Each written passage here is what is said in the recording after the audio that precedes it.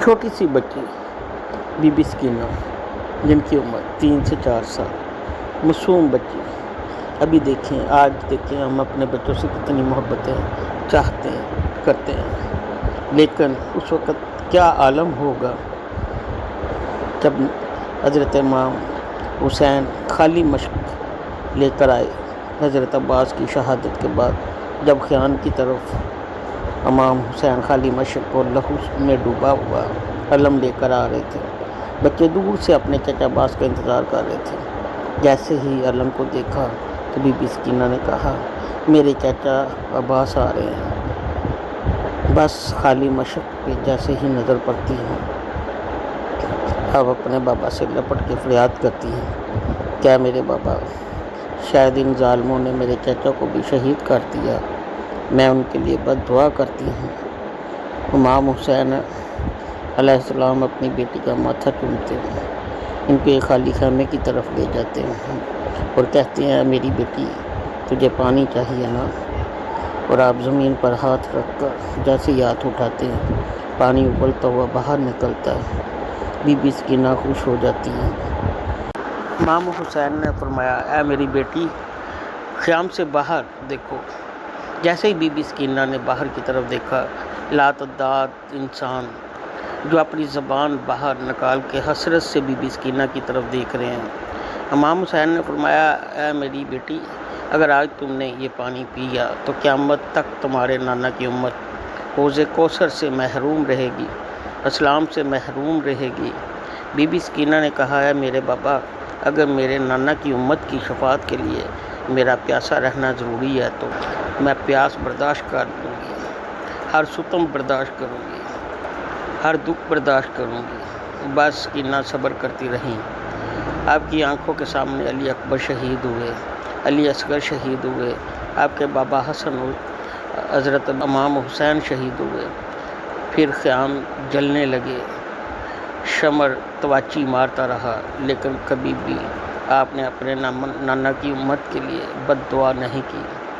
بس 11 محرم کے دن جب بیویوں کو قید کر کے شام کوفہ کی طرف لے جایا گیا تو راستے میں بی بی سکینہ کی یہی کوشش تھی کہ آپ کے بھائی سجاد زنجیروں میں جکڑے ہوئے ہیں، دھوپ کی وجہ سے ان کی زنجیریں گرم ہو جاتی ہیں۔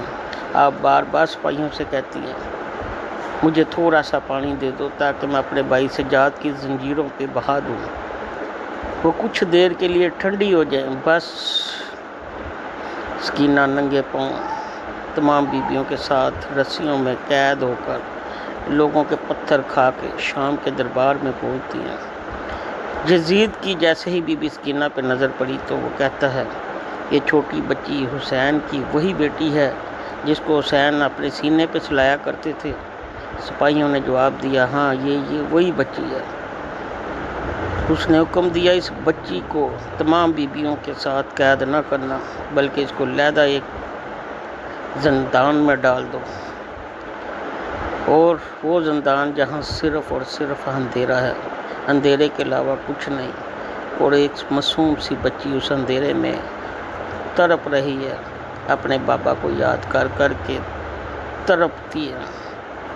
تمام بیویوں کو الگ قید کر دیا جاتا ہے، بی بی سکینہ کو ایسے زندان میں قید کیا جاتا ہے جہاں صرف اور صرف اندھیرا ہے۔ سکینہ بار بار اپنے بابا کو یاد کر کے روتی ہیں۔ کچھ ہی دن گزرے، اس چھوٹی بچی کے رونے کی آواز محل میں خوفناک آواز گونجتی ہے، ایک درد بڑی آواز جس کو سن کر یزید کی آنکھ بھی کھل جاتی ہے۔ یزید کہتا ہے، اے سپاہیوں، امام حسین کا کٹا ہوا سر اس بچی کے پاس بھیج دو، جب یہ کٹا ہوا سر دیکھے گی تو خود بخود چپ ہو جائے گی۔ بس امام حسین کا سر جیسے ہی بی بی سکینہ کے پاس زندان میں پہنچتا ہے، آپ اپنے بابا کے سر کو دیکھ کے اس سے لپٹ جاتی ہیں اور زارو قطار رو کر کہتی ہیں، اے اللہ، اے میرے بابا، میں قدم قدم پہ سختیاں سہتی رہی، پتھر کھاتی رہی، لیکن کبھی بھی میں نے اپنے نانا کی امت کے لیے بد دعا نہیں کی۔ امام حسین کی آنکھیں کھلتی ہیں سر کٹا ہوا ہے، جسم سے الگ ہے، اس کے باوجود اللہ نے آپ کو اتنی طاقت دی، آپ کی آنکھیں کھلتی ہیں اور آپ فرماتے ہیں اے میری بیٹی سکینہ اب سو جاؤ، میں تمہیں اپنے ساتھ لینے آیا ہوں، یہ ساری سختیاں ختم ہو جائیں گی۔ بی بی سکینہ اپنے بابا کے سر پہ اپنا سر رکھ کر سو جاتی ہے، بس زندان میں خاموشی چھا جاتی ہے۔ جیسے ہی سپاہی آ کر دیکھتے ہیں تو بی بی سکینہ دارالفنا سے دارالبقا کی طرف کوچ کر لیتی ہیں۔ امام سجاد کو علم ہوتا ہے، آپ اور تمام بیویاں زار و قطار روتے ہیں، 3 دن کا کٹھا پانی منگواتے ہیں اور چاہتے ہیں کہ اپنی بہن کو غسل دیں۔ تاریخ میں لکھا ہے جیسے ہی بی بی زینب نے بی بی سکینہ کو غسل دینا شروع کیا تو اچانک رونے کی آوازیں آتی ہیں۔ امام سجاد پوچھتے ہیں اے میری پھوپھی ماں آپ کیوں رو رہی ہیں؟ بی بی زینب فرماتی ہیں کربلا سے لے کے کوفہ سے لے کے شام تک بی بی سکینہ نے ایک ہی لباس پہنا ہوا تھا اور بار بار یہ بچی پتھر کھا رہی تھی اور سفر کرتی ہوئی یہ بچی کا اتنا برا حال ہو گیا ہے کہ بی بی سکینہ کا لباس جب اتارتے ہیں تو کھال بھی ساتھ اترتی ہے، کھال اور لباس ایک ہو گیا ہے۔ جب ہم غسل دینے کے لیے آپ کا کرتا اتارتے ہیں تو جسم کی کھال بھی ساتھ اتر جاتی ہے۔ میرے بیٹے سجاد بتاؤ اب میں کیا کروں، سکینہ کو غسل کیسے دوں؟ امام سجاد فرماتے ہیں میری بہن سکینہ کو اس پھٹے ہوئے کرتے کے ساتھ ہی تدفین کر دو، یہ میری چھوٹی بہن اسی حال میں قیامت کے دن اپنے نانا رسول صلی اللہ علیہ وآلہ وسلم سے ملیں گے۔